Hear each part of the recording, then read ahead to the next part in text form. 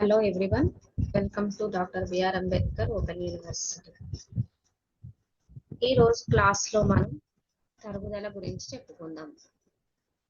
తరుగుదల అంటే ఏమిటి, అసలు దానికి గల కారణాలు ఏమిటి, తరుగుదల ఎందుకు తీసుకుంటారు, దానిలో ఎన్ని పద్ధతులు, తరుగుదలను ఎట్లా లెక్క కడతారు, దాంట్లో ఎన్ని పద్ధతులు ఉన్నాయో ఇవన్నీ తెలుసుకుందాం ఈ రోజు క్లాస్ లో. అసలు తరుగుదల అంటే ఏంటి? ఇప్పుడు ఒక సంస్థకు కొన్ని ఆస్తులు ఉంటాయి. అవి దీర్ఘకాలిక ఆస్తులు ఉంటాయి, స్వల్పకాలిక ఆస్తులు ఉంటాయి. స్వల్పకాలిక ఆస్తులు ఒక సంవత్సరానికి ఉంటాయి. దీర్ఘకాలిక ఆస్తులు సంవత్సరానికి తరబడి 5 సంవత్సరాలకు పైబడి 6 సంవత్సరాలకు పైబడి ఉంటాయి. ఈ దీర్ఘకాలిక ఆస్తులను ఎక్కువ వాడకం వలన అవి కొన్ని రకాలైన పాడైపోవడం వల్ల, తుప్పు పట్టడం వల్ల, అరిగిపోవడం వల్ల ఇవన్నీ జరుగుతూ ఉంటాయి. ఈ జరిగే ఒక మిషన్ తీసుకున్నాము అని అంటే ఆ మిషన్ మనం ఎప్పుడు దాన్ని పని చేయడం వల్ల అది అరిగిపోవడం అనేది, తుప్పు పట్టడం అనేది జరుగుతుంటుంది. అలా జరుగుతుందంటే అది తరిగిపోతుంది, అంటే దాని విలువ అనేది తగ్గిపోతుంది. ఈ తగ్గిపోయడాన్ని ఏంటి అని అంటే మనం తెచ్చుకున్నప్పుడు ఆ మిషన్ తెచ్చుకున్నప్పుడు ఆ నగదు అనేది ఆ పుస్తకంలో రాసుకుంటాం. కానీ ఇది సంవత్సరానికి ఈ తరుగుదల అనేది ఆ దీర్ఘకాలిక ఆస్తుల మీద మనము లెక్క కట్టడం జరుగుతుంది. అంటే తరుగుదలను పొందే పునఃస్థాపన కోసం ఎందుకు మనము ఈ తరుగుదలను చేయాలి అని అంటే మళ్ళా ఆస్తులను పునఃస్థాపన ఏర్పాటు కోసం ఉద్దేశించడం జరుగుతుంది. అయితే పూర్వం ఇది తరుగుదల అనేది యజమానుల చేతుల్లోనే ఉంటుంది. అంటే వాళ్ళు ఎట్లనన్నా లెక్క కట్టుకునే వాళ్ళు, అది ఎప్పుడు చేయాలి, ఎలా చేయాలి అనేది వాళ్ళే నిర్ణయించుకునే వాళ్ళు. అది యజమానులు లాభం వచ్చినప్పుడు మాత్రమే తరుగుదలను లెక్క కట్టేవాళ్ళు, నష్టాలు వచ్చినప్పుడు తరుగు కట్టేవాళ్ళు కాదు. కానీ ఈ 2013 తప్పని చట్టం ప్రకారం ఏంటంటే డివిడెండ్లను చెల్లించే ముందు ఖచ్చితంగా తరుగుదల అనేది ఏర్పాటు చేయాలి అని ఉద్దేశించింది. ఇప్పుడు ప్రతి సంస్థ తరుగుదల అనేది ఏర్పాటు చేయాల్సి ఉంటుంది. అయితే ఇక్కడ ఆస్తులు అనేవి 2 రకాలుగా ఉంటాయి. ఫస్ట్ స్థిరాస్తులు, చరాస్తులు. అవి దీర్ఘకాలిక ఆస్తులు, స్వల్పకాలిక ఆస్తులు.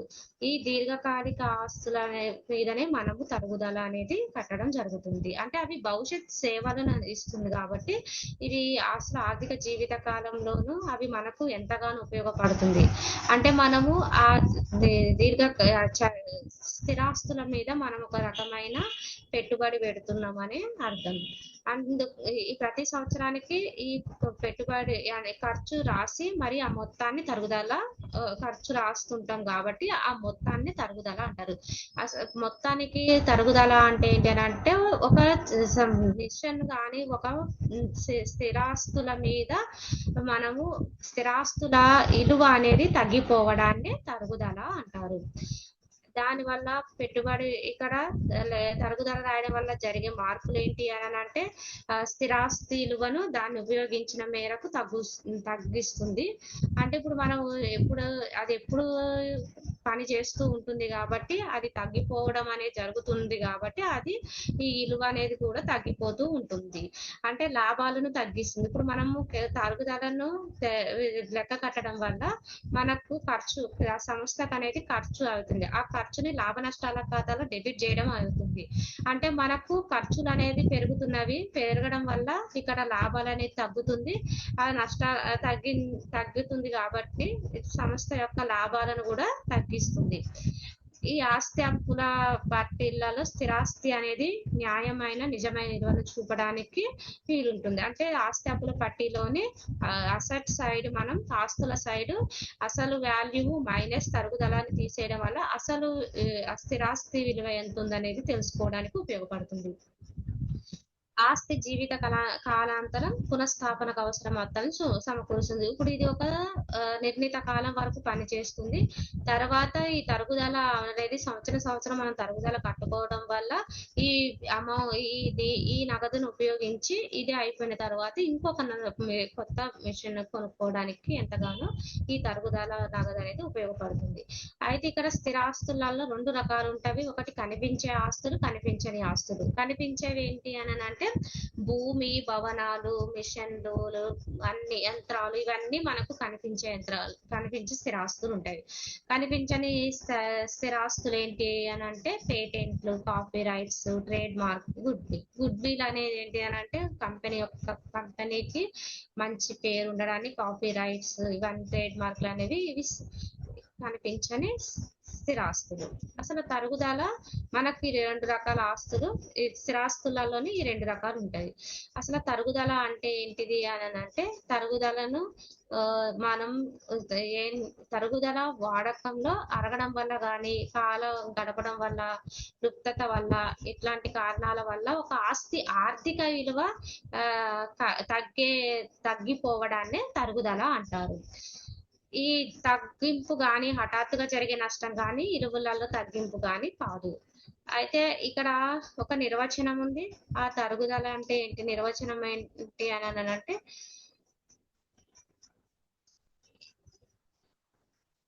ఆర్థిక విలువ అంటే స్పష్టంగా లేదు కాబట్టి అది కొన్న ధర మార్కెట్ విలువ లేదో పుస్తకం విలువ అర్థం కాదు. ఇక్కడ ఒక ఆస్తి విలువ అనేది తగ్గిపోవడాన్ని తరుగుదల అని అంటారు. ఇక్కడ తరుగుదలను ఏర్పాటు చేయడంలో ఉద్దేశాలు ఏంటి అని అంటే ఒక కాలానికి సంబంధించిన లాభాలను తెలుసుకోవడానికి, ఆస్తి అప్పుల పట్టిలోని నిజమైన ఆస్తి విలువ ఏంటి, నిజమైన దాని యొక్క ఆర్థిక పరిస్థితి ఎట్లా ఉంది అనేది చూపించడానికి ఉపయోగపడుతుంది. సరైన ఉత్పత్తి ఖర్చులను తెలుసుకోవడానికి ఉత్పత్తి ఖర్చుల తరుగుదల కూడా తీసుకోవడం అవుతుంది. ఆస్తి జీవిత కాలాంతరం అంటే ఎంత ఉంది, దాని పునఃస్థాపన కోసం మళ్ళా మనం ఎలాంటి నిధులను సమకూర్చుకోవాలి అనేది తెలుస్తుంది. మూలధనం సడలికుండా ఉండడానికి అంటే ఇప్పుడు మనము ఈ స్థిరాస్తి కొన్నాము అని అంటే దాని మీద ఒకటి పెట్టుబడి పెట్టినట్టే దాని స్థిర వ్యయాన్ని దాని ఉపయోగకర జీవితంలోని రాబట్టుకోవడం. సంస్థ నగదు వనరులు, డివిడెండ్లు పంపిణీ కాకుండా భద్రపరచుకోవడానికి అంటే ఇప్పుడు డివిడెండ్ ఇవన్నీ ఈ కారణాలు, ఉద్దేశాలు నగదు తరుగుదలను ఏర్పాటు చేయడానికి. తరుగుదలకు గల కారణాలు ఏంటి అని అంటే భౌతిక కారణాలు ఉన్నవి, ఆర్థిక కారణాలు ఉన్నాయి. భౌతిక కారణాలు ఏంటి అని అంటే ఈ యంత్రాలు, భవనాలు మొదలైనవి అన్ని కూడా ఏంటి అని అంటే వర్షాలు వల్ల కానీ, సూర్యుడు వంటి ప్రకృతి శక్తులు తెరిచి ఉంచడం వల్ల అవి ఉపయోగించడం వల్ల అవి అనేవి తుప్పు పట్టడం కానీ, లేదంటే చెడిపోవడం వల్ల కానీ, అరుగుపోవడం కానీ జరుగుతుంటది. ఇవన్నీ భౌతిక కారణాలు. ఆ వర్షాల వల్ల మనం బయట పెట్టడం వల్ల కానీ, బాగా వెంటకు పెట్టిన మెషిన్లు కూడా ఇలాంటివి అనేవి జరుగుతుంది. ఇవన్నీ భౌతిక రకమైన కారణాలు ఉంటాయి. ఆర్థిక పరమైన కారణాలు ఏంటి అని అంటే ఆస్తి మంచి భౌతిక స్థితిలో ఉన్నప్పటికీ కొంతకాలం ఉపయోగించకపోవచ్చు. దీనికి లుప్తత కారణం ఏంటంటే లుప్తత కావచ్చు, లేదంటే చాలకపోవచ్చు. అంటే ఇప్పుడు ఒక సంస్థలోని దాని ఉత్పత్తిని పెంచుకుందామని అనుకున్నప్పుడు ఆ ఉత్పత్తికి సరిపడా దాని సామర్థ్యం లేకపోవడం వల్ల, దాని సామర్థ్యం లేకపోవడం వల్ల దాన్ని పక్కన పడేయడం వల్ల గాను, లేదు అని అంటే దాని భారీ పరిమాణపు ఆస్తి సేకరించకపోవడం వల్ల గాను, లేదా పాత ఆస్తిని ఉపయోగించకపోవడం వల్ల గాను ఇవనేవి ఆర్థిక కారణాలై ఉంటాయి.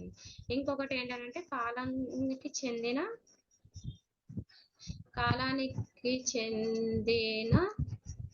సంబంధించిన కారణాలు అంటే కాలం గడిచే కొద్దీ ఆస్తి విలువ తగ్గిపోతూ ఉంటుంది.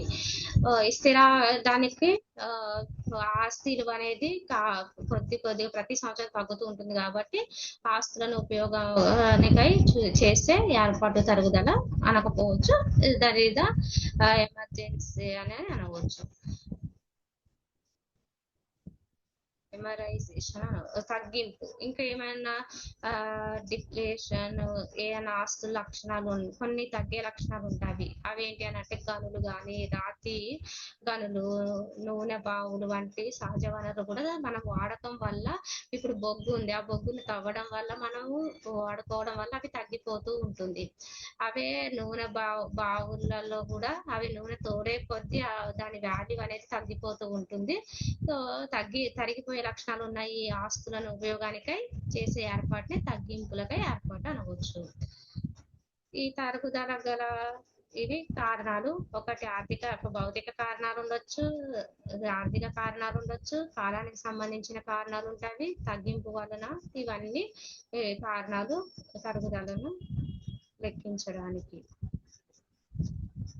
అయితే ప్రభావితం చేసే ముఖ్య అంశాలు ఏముంటాయి అసలు? ఆ తరుగుదలకు ప్రభావితం చేసే అంశాలు అంటే స్థిరాస్తి అసలు ధర. స్థిరాస్తి అంటే కొన్న ధర, ప్రైవేట్ స్థాపన ఖర్చులు మొదలైనవి. అసలు ధర అంటే ఇప్పుడు మనం ఒక మిషన్ కొన్న తర్వాత ఏంటి అని అంటే దాన్ని ఒక ప్రదేశం నుండి ఇంకొక ప్రదేశానికి చేరవేయడానికి చాలా ఖర్చులు అవుతూ ఉంటుంది. అసలు ధర అంటే కొన్న ధర ఉంటది, ప్రైవేట్ అండ్ స్థాపన ఖర్చులు మొదలైనవి అన్ని కలిపి ఇందులో ఉంటాయి. తర్వాత ఒక్కొక్కప్పుడు ఆస్తి ఉపయోగకరమైన జీవితాలపై మరమ్మతులు. అంటే మనం ఒక ఆస్తి కంటిన్యూగా అది వాడుకోవడం వల్ల ఏంటి అని అంటే కొన్ని అవ్వచ్చు, కొన్ని అవి మరమ్మతులు చేసుకోవడం వల్ల కానీ, దానికి కొన్ని ఖర్చులు అవ్వడం వల్ల కానీ ఆ ఖర్చులను కూడా దీంట్లోకి తీసుకుంటారు. తర్వాత ఆస్తి సమర్థవంతమైందా లేదా ఉపయోగకరమైన జీవితం. అంటే ఇప్పుడు కొన్ని ఏమిటంటే కాలం తర్వాత ఆస్తిని పనికి రానిదిగా నిర్ణయించబడదు. అంటే ఇప్పుడు ఇది ఒక కొంతకాలం వరకే పని చేస్తుంది, ఆ తర్వాత ఇది పని చేయదు అని ఇలాంటివి ఉన్నప్పుడు ఈ తరుగుదల కూడా మనం లెక్కించుకోవడానికి ఉంటుంది. దాన్ని పెట్టుబడి అంటే ఇప్పుడు ఒకటి మనం ఏంటి అని అంటే పెట్టుబడిపై వడ్డీ. ఆస్తిని కొన్నప్పుడు పెట్టిన మొత్తాన్ని పెట్టుబడులలో ఉంచితే మనం ఇప్పుడు ఏంటంటే మన దగ్గర కొంత డబ్బు ఉంది, ఆ డబ్బుని వేరే వాటిపై పెట్టుబడి పెడితే మనకి ఎంతో కొంత ఇంట్రెస్ట్ అనేది వస్తుంది. అదే విధంగా ఇప్పుడు మనము స్థిరాస్తులను కొన్నాము అని అంటే మనం ఒక పెట్టుబడి పెట్టినట్టే. ఆ పెట్టుబడి పెట్టడం వల్ల మనము ఎంతో కొంత ఇక్కడ ఏంటి అని అంటే అక్కడ మనకు లాభం వస్తుంది, ఇక్కడికి వచ్చేసరికి ఇక్కడ ఈ ఆస్తి ఈ స్థిరాస్తి మీద మనకు వాల్యూ అనేది తగ్గుతుంది, అంటే కోల్పోతున్నాం. సో దీని వల్ల కూడా తరుగుదల అనేది లెక్కిస్తున్నాం అండ్ పద్ధతిలో కూడా లెక్కలోకి తీసుకుంటున్నాము. ఇంకొకటి ఏంటంటే లుప్తత. అంటే కొత్త వస్తువులు కొనుక్కోవడం వల్ల ఆస్తి లుప్తత పొందే అవకాశానికి కూడా ఇది దృష్టిలో చూసుకోవాలి. అంటే ఒక ఆస్తి ఉపయోగకరంలో కాలం ఎంత ఎదుగుదల రాయాలంటే అట్టి కాలం ముగిసిన తర్వాత ఏర్పాటు చేసే తరుగుదలనే శేషైలువ రెండు కలిసి వ్యయానికి సమానం అవ్వాలి. దీన్ని లుప్తత అని అంటారు. ఇక్కడ తరుగుదలను రాసే రెండు పద్ధతులు ఉంటవి. ఒకటి ఏంటంటే మొదటి పద్ధతి ఏంటిది అని అంటే ఇక్కడ మనకు తరుగుదలలో చాలా రకాలు ఉన్నవి. ఒకటి మొదటి పద్ధతిలో ఏంటంటే తరుగుదల రాసే మొదటి పద్ధతిలో ఆస్తి పైన తరుగుదలకు అంటే తరుగుదల ఖాతాకు డెబిట్ చేసి ఆ సంబంధిత ఆస్తి ఖాతాకు క్రెడిట్ చేస్తారు. అందువల్ల ఆస్తి విలువ ఏంటంటే ఆస్తి తగ్గి నిల్వలలో కనిపిస్తుంటుంది. దీన్ని మొదటి చిట్టా పద్ధతిలో రాస్తాం. అంటే మనకు ఎప్పుడు కూడా తరుగుదల అనేది ఖర్చు, ఇది సంస్థకు ఖర్చు కాబట్టి అంటే నామమాత్రపు ఖాతా ప్రకారము ఆ ఖర్చులను వ్యయాలను ఎప్పుడు కూడా మనం డెబిట్ చేయడం జరుగుతుంది. ఇక్కడ ఏంటంటే తరుగుదలను మనం ఖర్చుగా చూపిస్తున్నాం కాబట్టి ఇక్కడ తరుగుదల ఖాతా డెటాట్ ఆస్తి ఖాతా. ఏ ఆస్తి అయితే మనం కొనుగోలు చేస్తున్నామో ఆ ఆస్తి పేరు రాస్తాం. ఇక్కడ తరుగుదల ఖాతా అకౌంట్ డెటాట్ ఆస్తి ఖాతా అంటే తరుగుదల రద్దు చేయడానికి మనం ఏం చేస్తున్నాం అంటే తరుగుదలను రద్దు చేయడానికి రాస్తున్నాం. ఇక్కడ ఏంటి అని అంటే వచ్చిన ఆస్తి తరుగుదలను మనం తరుగుదల ఎప్పుడైతే కడుతున్నామో ఆ తరుగుదలను మనం దేనికి రాసుకుంటాము అని అంటే లాభ నష్టాల ఖాతాలో డెబిట్ చేసుకుంటాం. సో లాభ నష్టాల ఖాతాలో డెబిట్ ఎందుకు చేయాలి అని అంటే మనకి తరుగుదల అనేది ఖర్చు కాబట్టి నామమాత్ర ప్రకారము లాభ నష్టాల ఖాతా ఖాతా ఇది లాభ నష్టాల ఖాతా ఇది నామమాత్రపు ఖాతాను ఫాలో అవుతుంది కాబట్టి లాభ నష్టాల ఖాతాలోని ఖర్చులను డెబిట్ చేసుకుంటాం కాబట్టి దీన్ని లాభ నష్టాల ఖాతా అకౌంట్ డెటాట్ సరుకు ఖాతా. అంటే ఏదైతే మనము తరుగుదల యంత్రం లేదా ఆస్తి ఉంటుందో దాన్ని క్రెడిట్ చేసుకుంటాం. అంటే తరుగుదల లాభ నష్టాల ఖాతాను మళ్లించడం వల్ల దీన్ని మనం డెబిట్ చేస్తున్నాం. ఇంకొకటి ఆస్తిని అమ్మిన సంవత్సరంలో ఒకవేళ ఇప్పుడు మనం ఏం చేస్తున్నాము అని అంటే ఇవి ఫస్ట్ రెండు చిట్టపద్దులు ఉంటాయి. ఒకటి తరుగుదల రద్దు చేసినందుకు, ఇంకొకటి లాభ నష్టాల ఖాతాకు మళ్లించినందుకు. ఈ రెండు చిట్టపద్దులు రాసుకుంటాం. తర్వాత ఏమవుతుంది అని అంటే ఆస్తి అమ్మిన సంవత్సరాలు. ఇప్పుడు ఒకవేళ మనం ఆస్తిని అమ్మేసినాము అని అంటే దాన్ని ఎలా మనము రాసుకోవాలి చిట్టపద్దులు. ఇప్పుడు ఆస్తిని అమ్మేసినాము అని అంటే మనకి ఏమొస్తుంది, నగదు అనేది మనకు వస్తుంది. నగదు అని అంటే నగదు అని రాయకూడదు, బ్యాంక్ ఖాతా అని, అంటే మనకు వచ్చేది బ్యాంక్ లో వస్తుంది, బ్యాంక్ లో వేసుకుంటాం కాబట్టి బ్యాంక్ ఖాతా అకౌంట్ డేటా టు ఆస్తి ఖాతా, అంటే ఆస్తి పోయింది కాబట్టి ఆస్తిని అమ్మగా వసూలైన మొత్తానికి. అంటే ఇప్పుడు బ్యాంక్ మనకు ఒక ఆస్తి అనేది అమ్మడం వల్ల మనకు నగదు వస్తుంది, ఆ నగదు ప్లేస్ లో మనం బ్యాంక్ ఖాతా అని రాసుకుంటాం, ఏమైతే పోతుందో ఆస్తి ఖాతా అంటే క్రెడిట్ లో రాసుకుంటాం. ఇంకొకటి ఏంటంటే నగదు అమ్మిన తేదీ వరకు తరుగుదల, మనకు అమ్మేంత వరకు కూడా ఆ ఆస్తి అనేది మన దగ్గరే ఉంటుంది కాబట్టి మనం అప్పుడు తరుగుదల పట్టుకుంటాం కాబట్టి ఆ తరుగుదల ఖాతా అకౌంట్ డేటా టు ఆస్తి ఖాతా, అంటే అమ్మిన తేదీ వరకు తరుగుదల మనకు దగ్గర ఉన్నంత వరకు ఇప్పుడు మనం ఎంత వరకు ఉంది అది ఎలా క్యాలిక్యులేట్ చేసాము అనేది మనం ఇక్కడ చూపిస్తాం.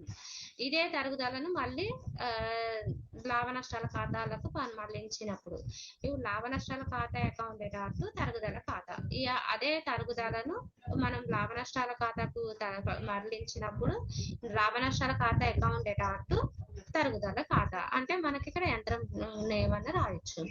ఇంకొకటి ఏంటంటే మనకు ఒకవేళ ఆస్తి అమ్మడం వల్ల ఏంటి అని అంటే ఒక్కోసారి అమ్మడం వల్ల లాభం వస్తుంది, ఒక్కోసారి నష్టం కూడా వస్తుంది. మనకు గనక లాభం వచ్చింది అని అంటే గనక అంటే లాభం వచ్చింది అని అంటే గనక ఆస్తి ఖాతా అకౌంట్ డేటా టు ఆస్తి అమ్మకంపై వచ్చిన లాభం ఖాతా, అంటే మనకు ఆస్తి అమ్మగా వచ్చిన లాభానికి, అంటే ఇప్పుడు ఒక ఆస్తి పోయింది, ఆస్తి మీద ఎంత వచ్చింది లాభం అనేది మనం ఇక్కడ అకౌంట్ ఆస్తి ఖాతా అకౌంట్ డేటా టు ఆస్తి అమ్మకంపై వచ్చిన లాభం ఖాతా అంటారు. ఆస్తిని అమ్మగా వచ్చిన లాభం ఒకసారి నష్టం కూడా వస్తుందని చెప్తున్నాం, అంటే ఈ లాభాన్ని మళ్ళా మనం ఏం చేయాలి అని అంటే మళ్ళించడానికి ఆస్తి అమ్మకంపై వచ్చిన లాభం ఖాతా అకౌంట్ డేటా టు ఆస్తి ఖాతా, అంటే లాభం మళ్ళించడానికి. ఇక్కడ ఏంటి అని అంటే నష్టం కూడా వస్తుంది, ఆస్తి అమ్మగా వచ్చిన నష్టం ఖాతా అకౌంట్ డేటా టు ఆస్తి ఖాతా, అంటే ఆస్తి అమ్మగా నష్టం వచ్చినందుకు లాభ నష్టాల ఖాతా అకౌంట్ డేటా టు ఆస్తి అమ్మగా వచ్చిన నష్టం ఖాతా, ఆస్తి అమ్మగా వచ్చిన నష్టాన్ని మళ్లించినందుకు. ఇక్కడ ఇవి రెండు లాభానికి నష్టానికి ఇవి వ్యతిరేకంగా ఉంటాయి, ఒకసారి మీరు చూసుకుంటే మీకు తెలుస్తుంది. ఇక్కడ ఆస్తి లాభం వచ్చినందుకు ఆస్తి ఖాతా అకౌంట్ డేటా టు ఆస్తి అమ్మకంపై వచ్చిన లాభం ఖాతా, ఇది మళ్ళీ మనము ఎంత లాభం వచ్చిందో మనం లాభానికి మళ్లించినప్పుడు ఆస్తి అమ్మకంపై వచ్చిన లాభం ఖాతా అకౌంట్ డేటా టు ఆస్తి ఖాతా. ఇక్కడ నష్టం వచ్చింది, ఆస్తి అమ్మగా వచ్చిన నష్టం ఖాతా అకౌంట్ డేటా టు ఆస్తి ఖాతా, లాభ నష్టాల ఖాతాలు మళ్లించినప్పుడు లాభ నష్టాల ఖాతా అకౌంట్ డేటా టు ఆస్తి అమ్మగా వచ్చిన నష్టాల ఖాతా. ఇది మొదటి పద్ధతి.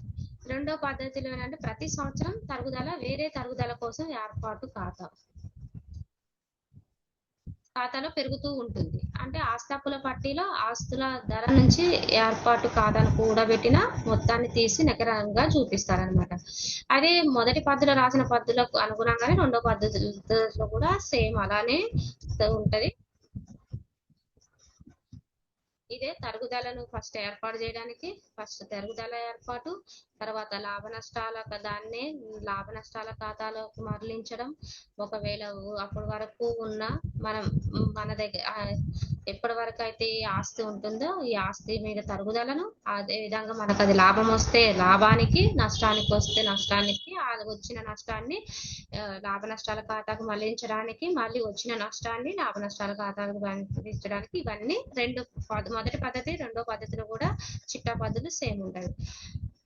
అదే తరుగుదల పుస్తకంలో నమోదు చేయడంలో రెండు పద్ధతుల మధ్య వ్యత్యాసాలు. ఇక్కడ తరుగుదలను ఆస్తి ఖాతాకు చేసినప్పుడు, తరుగుదలను తరుగుదల కోసం ఏర్పాటు ఖాతాకు కూడబెడుతున్నప్పుడు. ఇక్కడ ఏంటంటే ఆస్తి తగ్గించినప్పుడు పుస్తక విలువ కనిపిస్తుంది.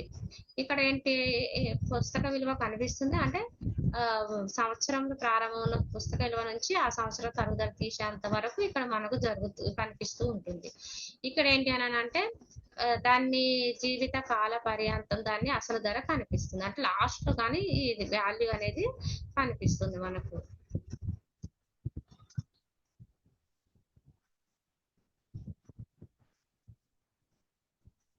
ఇక్కడ ఇక్కడ ఆస్తి పట్టీలో ఏంటంటే సంవత్సరం ప్రారంభంలో విలువను చూపించి ఆ సంవత్సరంలో తరుగుదలను తీస్తూ సంవత్సరం నికర లాభాన్ని చూపిస్తుంటారు. ఇక్కడ ఏంటనంటే చివరిలో తరుగుదల అంటే ప్రతి సంవత్సరం దాన్ని తరుగుదల తీస్తూ అసలు ధరకు చూపించి అంతవరకు తరుగుదల ఏర్పాటు కోసం కూడబెట్టిన మొత్తాన్ని నికర విలువను చూపిస్తుంటారు.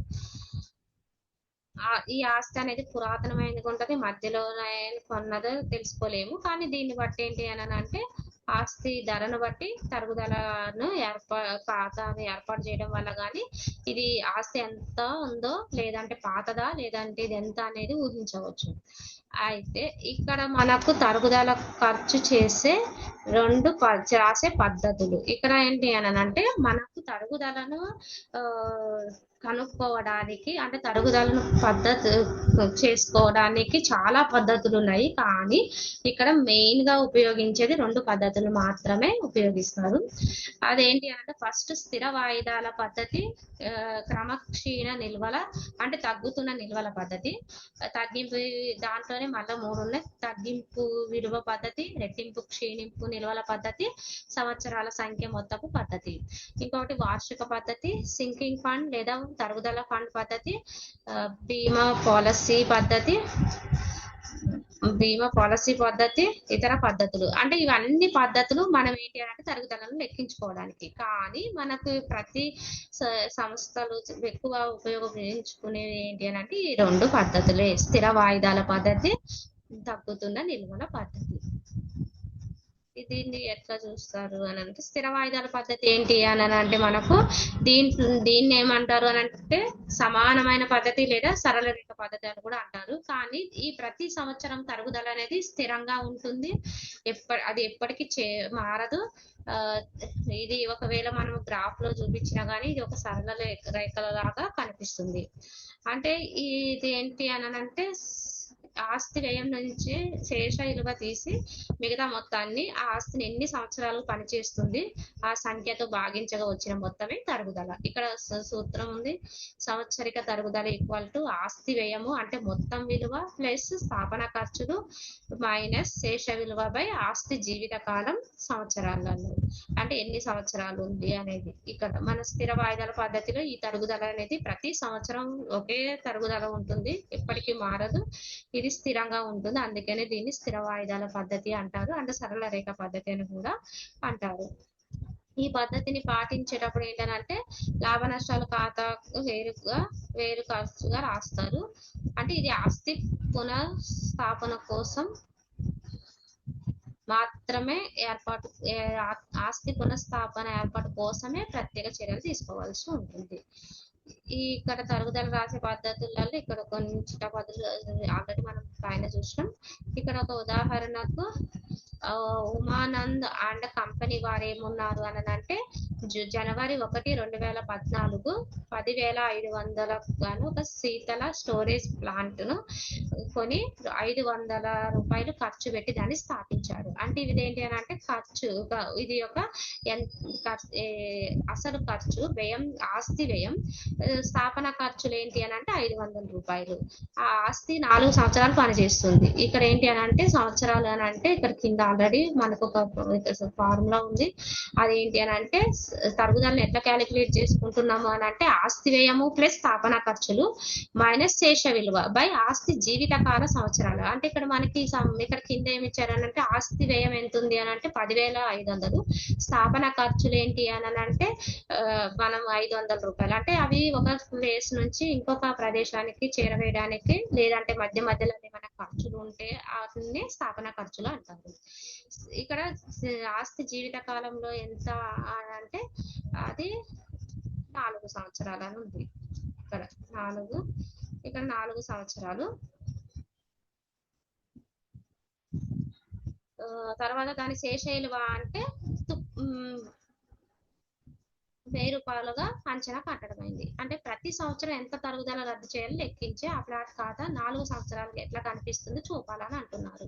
అయితే ఆస్తి చివరిలో 850కి అమ్మినట్టుగా ఊహించుకోండి. అంటే మనకి ఇక్కడ ఏమైంది అని అంటే లాస్ట్ అంటే 4వ సంవత్సరాలు అమ్మినట్టు ఊహించుకోండి. అది ఎంతకు అని అంటే 850కు అమ్మినట్టు ఊహించుకోండి. ఈ 4 సంవత్సరాల ఆస్తి అప్పుల పట్టిలో ప్లాంట్ ఎలా కనిపిస్తుందో కూడా చూపండి అని అంటున్నారు.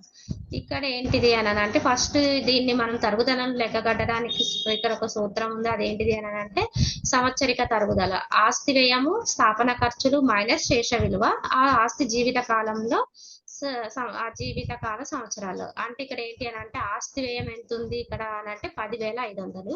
దాని స్థాపన ఖర్చులు ఎంత ఉన్నాయి అని అంటే 500. దాని శేష విలువ ఎంత అని అంటే 1000 రూపాయలు. ఆస్తి జీవితకాలాలు ఎంత అని అంటే 4 సంవత్సరాలు. ఇప్పుడు మనం ఏంటి అని అంటే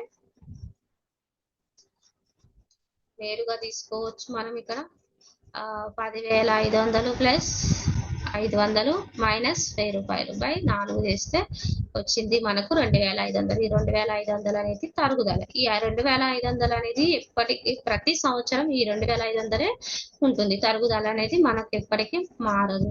ఇది స్థిర వాయిదాల పద్ధతి కాబట్టి ఇక్కడ మనము ప్లాంట్ ఖాతాని ఇట్లా తయారు చేసుకుంటారు. ఇక్కడ తేదీ రాసుకుంటారు. ఇది వివరాలు, ఇది ఎల్ఎఫ్, ఇది రూపాయలు అమౌంట్ కాలం, ఇది తేదీ, ఇది వివరాలు ఎల్ఎఫ్, ఇది అమౌంట్. ఇప్పుడు జనవరి 1 టు బ్యాంక్ అకౌంట్ అంటే ఇది మిషనరీ వాల్యూ అనే ఆస్తి, ప్లాంట్ ఆస్తి అనేది విలువ అసలు వ్యయం ఎంత అని అంటే 10,500. దాని స్థాపన ఖర్చులు ఎంత ఉన్నాయి అని అంటే 500 రూపాయలు. అంటే ఇక్కడ 10,500 ఇక్కడ టు స్థాపన ఖర్చులు. ఫస్ట్ మనం ఇది రాసుకోవాలి. తర్వాత మనం ఎప్పుడు తరుగుదలను మనం ఎప్పుడు లెక్కిస్తాము అని అంటే సంవత్సరంకి చివరిలో లెక్కించుకుంటాము. అందుకని ఇక్కడ డిసెంబర్ 31, 2014 డిసెంబర్ 31 రోజు బై తరుగుదల ఖాతా 2,500. ఇప్పుడు మొత్తం ఈ రెండింటిని కూడి ఇక్కడ మనము విలువ తీసుకోవాలి. ఈ రెండింటిని కూడితే 10,500 ప్లస్ 500 11,000. 11,000ని రెండు సైడ్లో రాసుకోవాలి. డెబిట్ సైడ్ రాసుకోవాలి, క్రెడిట్ సైడ్ రాసుకోవాలి. మన తరుగుదల ఖాతాలోని తరుగుదల ఎంత ఉంది అని అంటే 2,500. ఈ 11,000 మైనస్ 2,500 చేస్తే 8,500. ఈ 8,500 నెక్స్ట్ ఇయర్ కి తెచ్చిన నిల్వ అవుతుంది. అంటే 2014 అనేది 2015.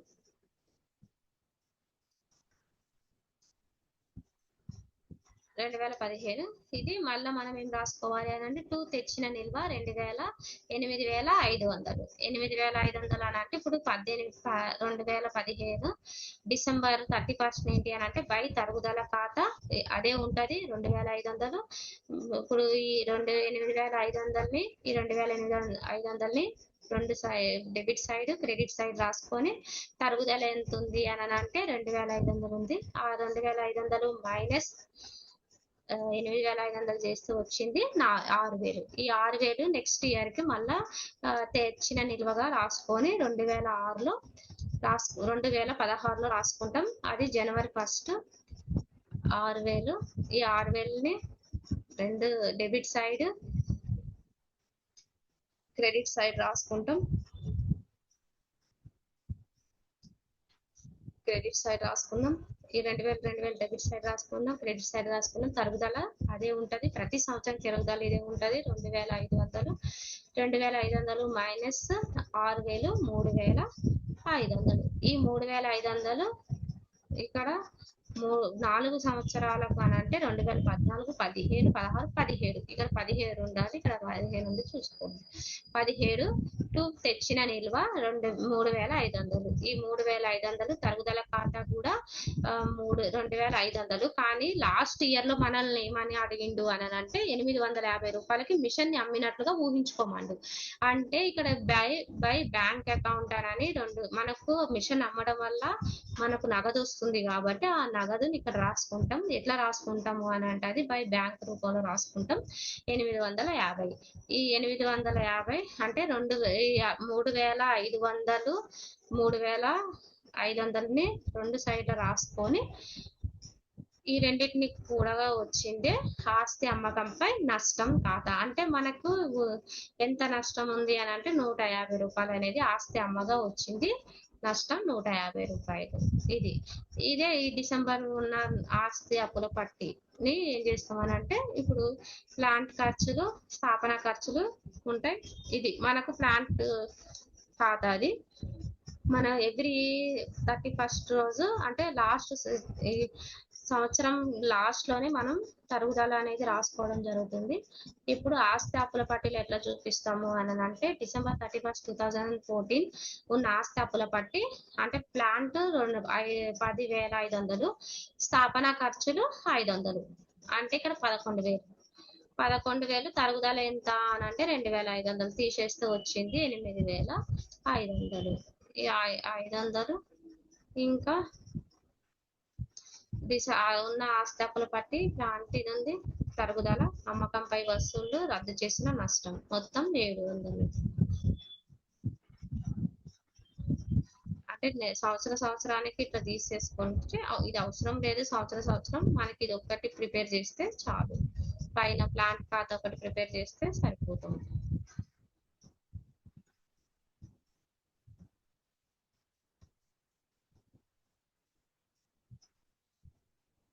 దీనివల్ల లాభాలు ఏంటి అని అంటే ఇది చాలా సులభమైంది. ఎందుకనంటే ఒక సంవత్సరంలో మనము తరుగుదలను కట్టుకుంటే ప్రతి సంవత్సరం తరుగుదలను మనం లెక్కించాల్సిన అవసరం లేదు. ఒక సంవత్సరంలో చేసుకుంటే చాలు. అది అర్థం చేసుకోవచ్చు అండ్ సులభంగా లెక్క చేసుకోవచ్చు. కానీ కొన్ని పద్ధతుల మాదిరిగా కాకుండా ఈ పద్ధతులు ఏంటి అని అంటే ఆస్తి పుస్తక విలువ 0 వరకు తగ్గించవచ్చు. మనం అంచనా కట్టిన జీవిత కాలం అంతా సమానంగా అంటే మనం ఒక సంవత్సరంలోనే తరుగుదల ఉంటుంది కాబట్టి అవి మొత్తం అన్ని సంవత్సరాలకు తరుగుదల ఒకేలా ఉంటుంది కాబట్టి దాన్ని మనము ఎట్లాంటి మార్పులు ఉండదు కాబట్టి సమానంగా ఏర్పాటు చేయడం జరుగుతుంది. ఇంకా ఒకటి స్థిర వాయిదాల పద్ధతిలో లోపాలు కూడా ఉన్నవి. అవి ఏంటి అని అంటే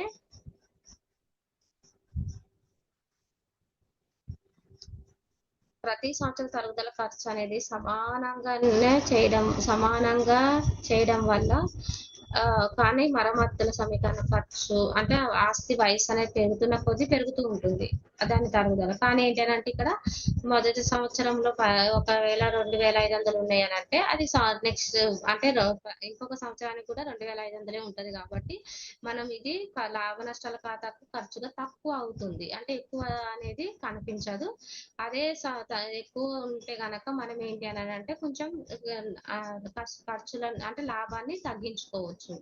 ఇంకొకటి ఏంటంటే ఆస్తులను అదనంగా కొనేటప్పుడు తిరిగి లెక్కింపు చేయాల్సి ఉంటుంది కాబట్టి ఈ ఆస్తి జీవిత కాలం అనేది పాతదానిలాగానే ఉండదు. ఇవన్నీ కొన్ని పద్ధతులు తీసుకున్నట్లయితే ఆస్తి కొనడం కోసం వినియోగించే సొమ్ముకు వడ్డీని లెక్కలోకి తీసుకోలేదు. ఇంకొకటి ఏంటి అని అంటే ఇది ఒకవేళ ప్రతి సంవత్సరం అది పెరగవచ్చు తగ్గొచ్చు కానీ ఇది తరుగుదల అనేది ఒకేలాగా ఉండడం వల్ల మనం ఎలాంటి వ్యత్యాసాలు అనేవి గుర్తించలేము. దీంట్లో ఇవి లోపాలు ఉన్నాయి. ఇది స్థిర వాయిదాల పద్ధతి. దాని యొక్క లోపాలు లాభాలను తెలుసుకున్నాం.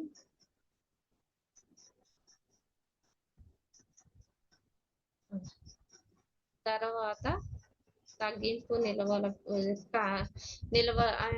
క్రమక్షీణ నిల్వల లేదా తగ్గుతున్న నిల్వల పద్ధతి.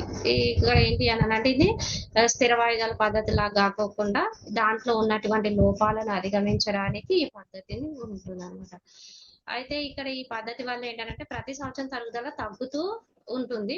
దీనివల్ల ఏమంటే మరమ్మతులు కానీ మనం ఏదన్నా పెంచుకోవాలనుకున్నా కానీ ఏమన్నా నవీకరణ లాంటివి ఏమన్నా చేయాలి అని అంటే ఈ పద్ధతి ద్వారా చేసుకోవచ్చు. అంటే లాభ నష్టాల ఖాతాలపై భారం ప్రతి సంవత్సరం సమానంగానే ఉంటుంది. ఈ తగ్గుతున్న నిల్వల పద్ధతిలో మళ్ళా ముఖ్యమైన 3 పద్ధతులు ఉన్నాయి. ఒకటి ఏంటంటే తగ్గింపు నిల్వల పద్ధతి ఉంది, రెట్టింపు క్షీణింపు నిల్వ పద్ధతి ఉంది, సంవత్సరాల సంఖ్య మొత్తపు పద్ధతి ఉంది.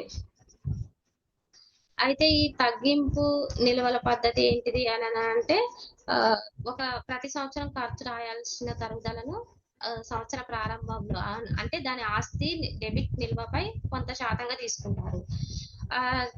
కొంత శాతంగా తీసుకున్నప్పుడు ఏంటి అని అంటే తరుగుదల లెక్కించాల్సి వచ్చినప్పుడు దాని శాతం కూడా స్థిరంగానే ఉంటుందని గమనించాలి. అయితే ఇది క్రమంగా క్షీణిస్తూ నిల్వలపై తరుగుదలను లెక్కిస్తారు. ఎప్పటికప్పుడు ఇది తగ్గుతూ వస్తుంది. ఈ తగ్గుదల క్షీణత ఉంటుంది. ప్రతి సంవత్సరం తరుగుదలను తగ్గిస్తూ లెక్కించడం అనేది జరుగుతూ ఉంటుంది. అందుకనే దీన్ని తగ్గింపు నిల్వల పద్ధతి అని అంటారు. ఇంకొకటి ఏంటి అని అంటే ఇక్కడ ఉంది తగ్గింపు నిల్వల పద్ధతిలోని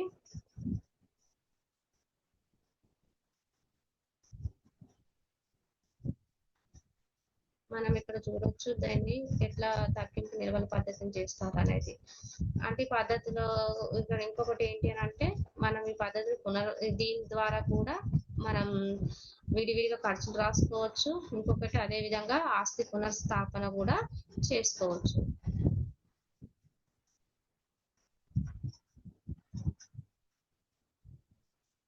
ఇక్కడ మనం చూసినట్లయితే ఈ పద్ధతులు ఏంటంటే అవసరమైన చిట్టా పద్ధతులు అంటే తరుగుదల రాసే పద్ధతులలో కూడా కొన్ని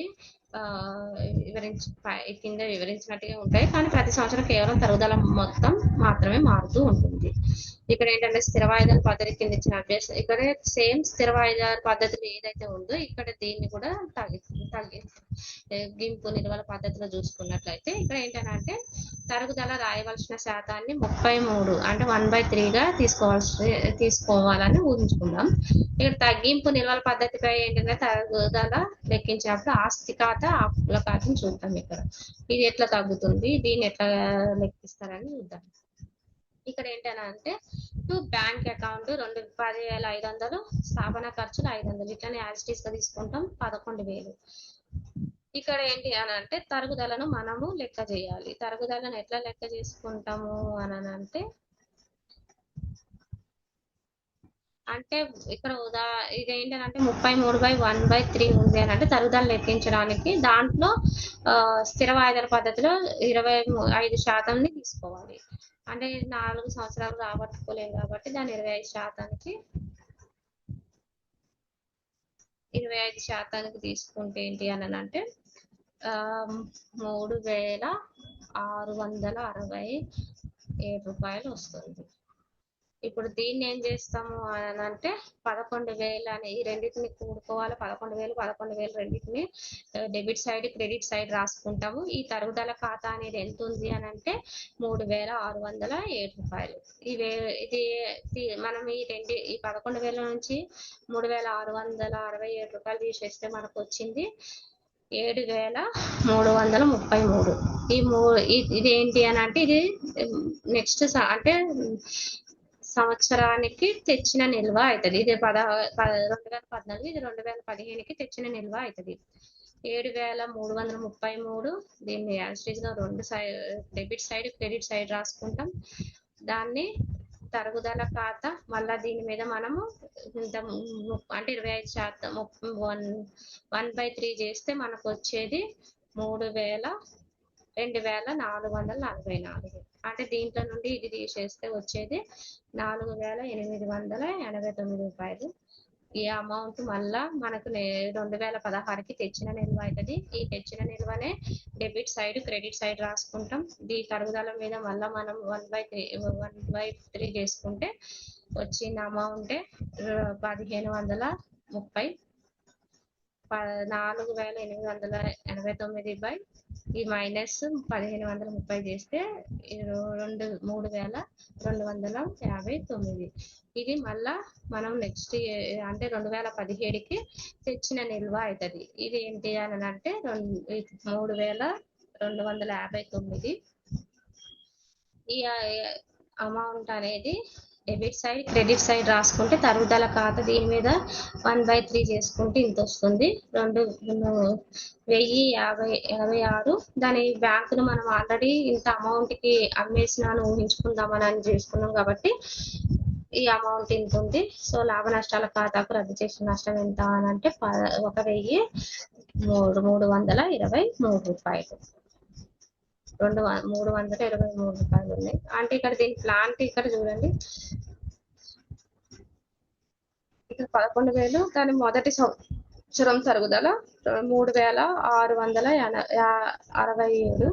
రెండవ సంవత్సరం 2,444 రూపాయలు. మూడో సంవత్సరం వచ్చేసరికి 1,630 రూపాయలు. లాస్ట్ వచ్చేసరికి దాని విలువ ఎంత అయింది అని అంటే 1,323 రూపాయలు.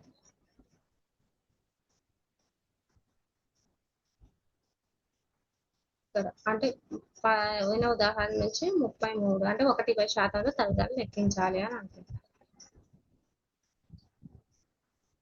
దీని వల్ల కూడా కొన్ని లాభాలు నష్టాలు ఉన్నాయి. అంటే ఎక్కువ చాలా సంస్థలు ఈ పద్ధతిని తీసుకుంటారు.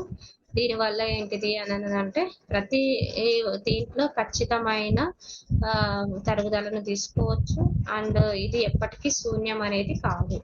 ఈ ఈ పద్ధతి వల్ల ప్రయోజనాలు ఏంటంటే తరుగుదల మరమ్మతులను అంటే చేసేటప్పుడు కానీ దాని నవీకరణ చేసేటప్పుడు కానీ ప్రతి సంవత్సరం లాభ నష్టాల ఖాతాలకు మొత్తం ఎంత ఖర్చు అయింది, ఎంత వరకు ఉంది అనేది సాధ్యమైనంత వరకు సమానంగా ఉండేటట్లు చేస్తుంది. ఇంకొకటి ఏంటంటే ఆదాయ పన్ను చట్టం కింద అనుమతించిన పద్ధతి. అంటే ఇప్పుడు ఇన్కమ్ ట్యాక్స్ వాళ్ళు కానీ వేరే గవర్నమెంట్ డిపార్ట్మెంట్ వాళ్ళు కానీ ఈ పద్ధతిని ఎక్కువ ఫాలో అవుతుంటారు.